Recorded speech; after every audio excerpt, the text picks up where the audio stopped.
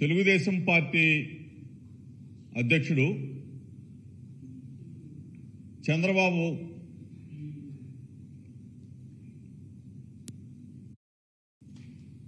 ఆయన విదేశీ పర్యటన. చంద్రబాబు నాయుడు విదేశాలకు వెళ్ళాడు. 10 రోజుల తర్వాత తిరిగి వచ్చాడు. చంద్రబాబు నాయుడు విదేశాలకు ఏ దేశం వెళ్ళాడు,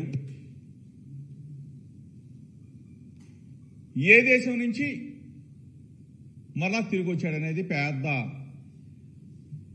million question mark. Chandrababu Naidu విదేశాలకి హైదరాబాద్ నుంచి బయలుదేరాడు. శంషాబాద్ ఎయిర్పోర్ట్ నుంచి విదేశాలకు బయలుదేరి దుబాయ్లో దిగాడని చెప్పి ఒక సమాచారం. దుబాయ్ నుంచి 10 రోజుల పాటు అసలు ఏ దేశానికి వెళ్ళాడు, ఎక్కడికి వెళ్ళాడు? ఒక పేపర్లోనేమో, ఒక ఎల్లో మీడియా పత్రికలోనేమో వైద్య పరీక్షల కోసం చంద్రబాబు నాయుడు విదేశాలకు వెళ్ళాడు. ఒక ఎల్లో మీడియాలోనేమో ఎన్నికల్లో తలమునకలైపోయాడు, సేద తీర్చుకోవడం కోసం, విశ్రాంతి కోసం విదేశాలకు వెళ్ళాడని చెప్పేసి ఒక ఎల్లో మీడియాలో. తీరా చూస్తే ఆ పేపర్లో అన్నా రాస్తారేమో చంద్రబాబు నాయుడు ఫలానా దేశంలో విశ్రాంతి తీసుకోవడానికి పోయాడు, ఫలానా దేశంలో ఉన్నాడు, ఫలానా దేశంలో వైద్య పరీక్షలు చేసుకున్నాడు, లేదా ఫలానా దేశంలో విశ్రాంతి తీసుకున్నాడని చెప్పి చెప్తే అది లేదు. సరే, చంద్రబాబు నాయుడు తిరిగి వచ్చాడు. ఎక్కడి నుంచి వచ్చాడు? ఫలానా చోట నుంచి వస్తున్నాడు చంద్రబాబు నాయుడు అంటే అది లేదు. శంషాబాద్ ఎయిర్పోర్ట్లో చంద్రబాబు నాయుడు దిగుతున్నాడు. ఏంటి ఇంత రహస్యం? ఇంత గోప్యంగా ఉంచవలసిన అవసరం ఏంటి అని చెప్పి అడుగుతా ఉన్నాం. ప్రజలకి క్వశ్చన్ మార్కే, మీడియాకి క్వశ్చన్ మార్కే. చంద్రబాబు నాయుడు అసలు ఎక్కడికి వెళ్ళాడు ఏంటి అని చెప్పేసి దిక్కుమాల ప్రతిపక్ష నేతగా ఉన్నాడు కాబట్టి ఆంధ్రప్రదేశ్ ప్రజలకు కూడా ఒక క్వశ్చన్ మార్క్. ఈరోజు మేము ఏదైనా మాట్లాడితే గగ్గోలు పెట్టే తెలుగుదేశం పార్టీ సోషల్ మీడియా ఇన్నిసార్లు అడుగుతా ఉన్నా కానీ కనీసం సమాధానం చెప్పటానికి కూడా ముందుకు రావట్లేదంటే అసలు దీంట్లో ఉన్న రహస్యం ఏంటి? చంద్రబాబు నాయుడు ఏ దేశానికి పోయాడో తెలీదు, ఎక్కడున్నాడో తెలీదు, విశ్రాంతి కోసం వెళ్ళాడో తెలీదు, వైద్య పరీక్షల కోసం వెళ్ళాడో తెలీదు, పెట్టుబడుల్ని ఆకర్షించడం కోసం వెళ్ళాడో తెలీదు, పెట్టుబడులు ఆకర్షితుడై పెట్టుబడులు పెట్టడం కోసం వెళ్ళాడో తెలీదు. నల్లధనం మొత్తం కూడా తీసుకెళ్లి ఎక్కడన్నా ఏ దేశంలో పెట్టాడో అది తెలియదు. దోచుకున్న డబ్బంతా తీసుకెళ్లి ఏ దేశంలో ఉన్న దాచాడో అది తెలియదు. ఈ పరిస్థితుల్లో హైదరాబాద్ నుంచి బయలుదేరాడు. శంషాబాద్లో అక్కడ ఇమిగ్రేషన్ అధికారులు ఇతను స్కామ్లో ఉన్నాడు కదా, స్కిల్ డెవలప్మెంట్ స్కామ్లో ఉన్నాడు, ఇంకా స్కాముల్లో చాలా అట్లో ఉన్నాడు, అభ్యంతరం పెట్టారు. ఆ తర్వాత పేపర్లు ఏవి చూపించారు, వదిలిపెట్టారు. వదిలిపెట్టిన తర్వాత ఇతను కానీ ఇతను కొడుకు కానీ అమెరికాలో వెళ్తున్నాడని చెప్పేసి ఒక వార్త. తీరా చూస్తే అమెరికా అంతా గాలించారంట. అక్కడ తెలుగుదేశం పార్టీ ఎన్ఆర్ఐ విభాగానికి సంబంధించిన కోమటి జయరాం చంద్రబాబు నాయుడు అమెరికా రావట్లా, మాకే కనపడలా అని చెప్పేసి ఆయన ఒక పత్రికా ప్రకటన. అక్కడ లేడు. ఇంతకీ ఇట్లే పోయాడు అంటున్నారు. ఇట్లీలో చంద్రబాబు నాయుడు ఏ దేశం వెళ్ళినా చంద్రబాబు నాయుడు చేసేది ఏంటంటే ముందు ప్యారిస్ వెళ్ళాడు అనుకోండి, ఆ ఈఫిల్ టవర్ ముందు ఒక ఫోటో దిగుతాడు, ఆ ఫోటో పంపిస్తాడు. లండన్ పోయాడు అనుకోండి, ఆ బుల్లెట్ ట్రైన్ ముందు ఒక ఫోటో దిగుతాడు, ఆ ఫోటో పంపిస్తాడు. సింగపూర్ పోయాడు అనుకోండి, సింగపూర్ రోడ్ల మీద ఫోటో దిగుతాడు. మలేషియా పోయాడు అనుకోండి, ఆ ట్విన్ టవర్స్ ముందు ఒక ఫోటో దిగుతాడు. చంద్రబాబు నాయుడికి ఇంత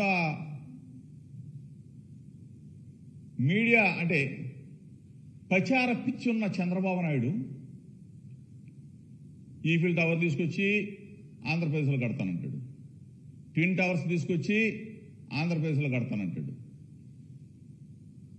అండమాన్ పోతే అండమాన్లో ఉన్న సముద్రం తీసుకొచ్చి ఆంధ్రప్రదేశ్లో నిర్మించేస్తానంటాడు. ఇంత పిచ్చున్న చంద్రబాబు నాయుడు ఏమైపోయావు అసలు 10 రోజులు? ఎందుకు ఇంత దాపరికం? ఎందుకు ఇంత దాచుకుంటా ఉన్నారు? దీని మీద చెప్పవలసిన బాధ్యత మీకు ఉంది కదా. మా వైఎస్ఆర్ పార్టీ తరఫున మేము ఎన్నిసార్లు మేము అడుగుతా ఉన్నామే, ఏ దేశం పోయావు, ఎక్కడ ఉన్నావు, ఏం చేశావు అంటే బాధ్యత గల ప్రతిపక్ష పార్టీకి, అంటే తెలుగుదేశం పార్టీ అధ్యక్షుడు బాధ్యత గల ప్రతిపక్ష నేత కాబట్టి ఇంటెలిజెన్స్ అధికారులు చెప్పరు.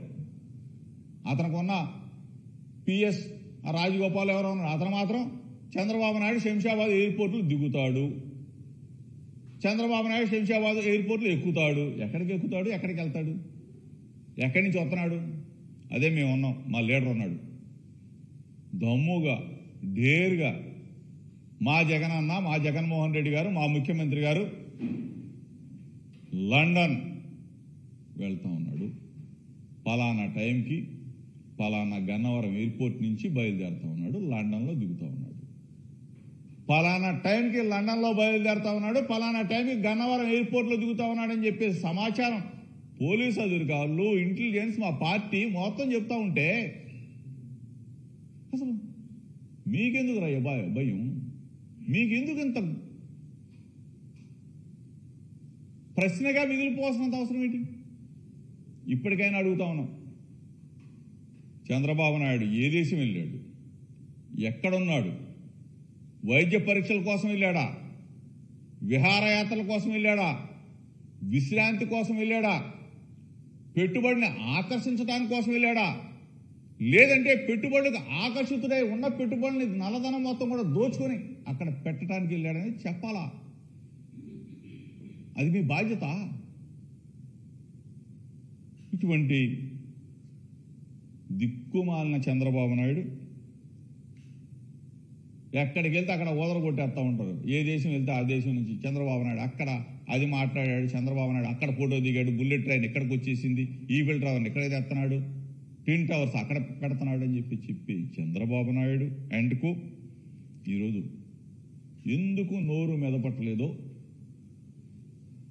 రాష్ట్ర ప్రజలందరూ కూడా గమనించాలి. ఈరోజు ఒక బాధ్యత కలిగిన గౌరవ ముఖ్యమంత్రి జగన్మోహన్ రెడ్డి కుటుంబ సమేతంగా లండన్ వెళ్ళారు, లండన్ నుంచి మరలా తిరిగి వచ్చారు. గౌరవంగా చెప్తా ఉన్నాం, ఇంటెలిజెన్స్ అధికారులు, పోలీసు వ్యవస్థ, మా పార్టీ మొత్తం జగన్మోహన్ రెడ్డి గారు పలానా టైంకి పలానా రోజు వస్తూ ఉన్నారు. మీకెందుకు, మీరెందుకు ఈ దాపరికం? దీన్ని ఈ $1 మిలియన్ క్వశ్చన్గానే మిగిలిపోకుండా చంద్రబాబు నాయుడు ఇవాళైనా కానీ నేను పలానా చోట పోయాను, పలానా చోట ఉన్నాను అని చెప్తే రాష్ట్ర ప్రజలు కానీ మీడియా కానీ లేదు అంటే దొంగతనంగా సంపాదించిన నల్లధనం పెట్టుబడులు పెట్టడం కోసం దొంగచాటుగా ఈ వ్యవహారాలన్నీ జరిగాయనేది మా ప్రగాఢమైన పెట్టకపోతే ఇంత ఇదెందుకు? చంద్రబాబు నాయుడికి అలవాటు కదా, ఏ దేశం వెళ్ళినా సరే ఆ దేశం నుంచి ఒక ఫోటో, అదే దేశం నుంచి ఒక క్లిప్పింగు వెంటనే ఇక్కడ ప్లే అవ్వాలా. ఎల్లో మీడియా మొత్తం కూడా బుల్లెట్ ట్రైన్ వచ్చేస్తుంది. ఈఫెల్ టవర్స్ కట్టేస్తా ఉన్నాడు. ఇవన్నీ కూడా చంద్రబాబు నాయుడికి వెన్నతో పెట్టిన విద్య. ఇవన్నీ కూడా సమాధానం చెప్పవలసిన బాధ్యత చంద్రబాబు మీద ఉందని చెప్పేసి మరొక్కసారి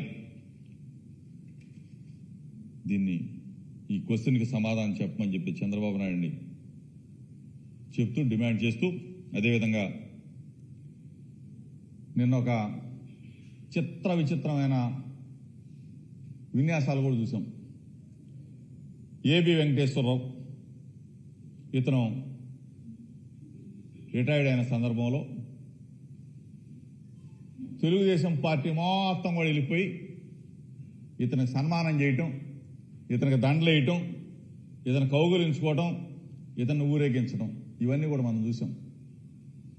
ఏమయ్యా పెద్ద మనిషి, నువ్వు తెలుగుదేశం పార్టీ తొత్తు కదా, తెలుగుదేశం పార్టీ తొత్తు కాబట్టే కదా నువ్వు నీ మీద ఉన్న అభియోగాలు, కేంద్ర ఇంటెలిజెన్స్ కూడా నీ మీద అభియోగాలు ఏబి వెంకటేశ్వరరావు పాత్ర ఉంది అని చెప్పేసి నిఘా విభాగంలో పరికరాల కొనుగోలులో ఏబి వెంకటేశ్వరరావు పాత్ర ఉంది అని చెప్పేసి నిన్ను నిర్ధారించారా లేదా? సాక్షాత్తు కేంద్ర హోంమంత్రి హోంశాఖ అనుమతించిన మాట, నీ మీద విచారణకు అనుమతించిన మాట వాస్తవం కాదా? ఇవన్నీ కూడా ఒక ముద్ర వేసుకొని, తెలుగుదేశం పార్టీ ముద్ర వేసుకొని నువ్వు ఏ విధంగా ఒక పోలీస్ అధికారిగా నీ ఒంటి మీద బట్టేమో కాకిద వచ్చేమో, నీ మొత్తం కూడా లోపలంతా కూడా ఎల్లు. అటువంటి నువ్వు నిన్న రిటైర్డ్ అయితే తెలుగుదేశం పార్టీ నాయకులు అంటే దేవినే నోమా లాంటి వాళ్ళు కూడా వచ్చి వాటేసుకొని నిన్ను సేవలు గప్పి బొకేలు ఇచ్చి వాటేసుకొని సన్మానం చేస్తా ఉన్నారంటే నీ పచ్చదనం మాకు తెలియదా? ఏబి వెంకటేశ్వర చరిత్ర ప్రజలకు తెలియదా? అందరికీ తెలుసు. నీ నిజస్వరూపం నిన్న స్పష్టంగా బయటపడిందని చెప్పేసి మీడియా మిత్రుల ద్వారా రాష్ట్ర ప్రజలందరూ కూడా చెప్తూ, ఈరోజు ఎగ్జిట్ పోల్స్తోనే తెలుగుదేశం పార్టీ, జనసేన కూటమి దిమ్మ తిరిగి బొమ్మ కనపడబోతా ఉంది.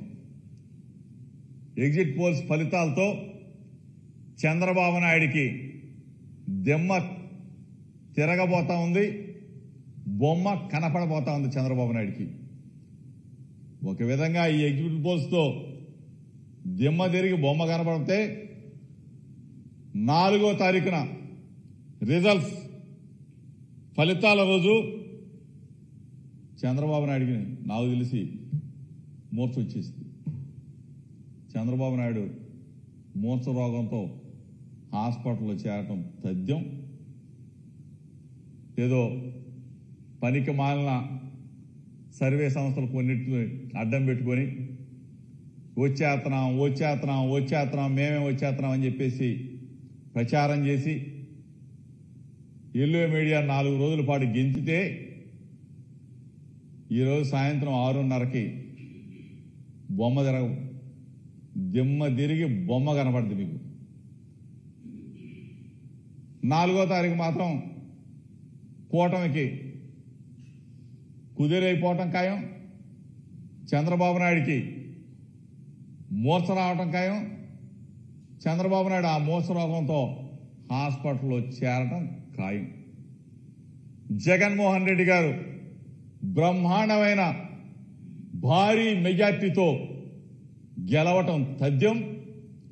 జగనన్న మరలా ముఖ్యమంత్రి కావటం ప్రజల ఆకాంక్ష. ఇది తప్పక నెరవేరబోతా ఉందని చెప్పేసి మీ ద్వారా తెలుపుతూ వైఎస్ఆర్ శ్రేణులు మొత్తం కూడా సంబరాలకు సిద్ధం కండి. అందరం కూడా కలిసి బ్రహ్మాండమైన పండుగ వాతావరణంలో జగనన్నని మరలా ముఖ్యమంత్రి చేసుకోవటం కోసం అందరం కూడా ఆ ప్రమాణ స్వీకార మహోత్సవానికి ఎదురు చూస్తూ ఉన్నామని చెప్పేసి మీ ద్వారా శ్రేణులు మొత్తం కూడా సంబరాలకు సిద్ధం కమ్మని చెప్పేసి మరొకసారి వైఎస్ఆర్ కాంగ్రెస్ పార్టీ శ్రేణులందరూ కూడా తెలియజేస్తూ పిలుపునిస్తూ సెలవు తీసుకుంటున్నా. నమస్కారం.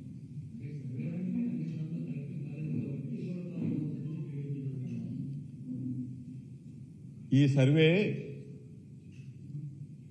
సంస్థలు చేసిన సర్వేలు కాదు, ప్రజల గుండెల్లో నుంచి వచ్చిన సర్వేలు, ప్రజల మనసుల్లో నుంచి వచ్చిన సర్వేలు.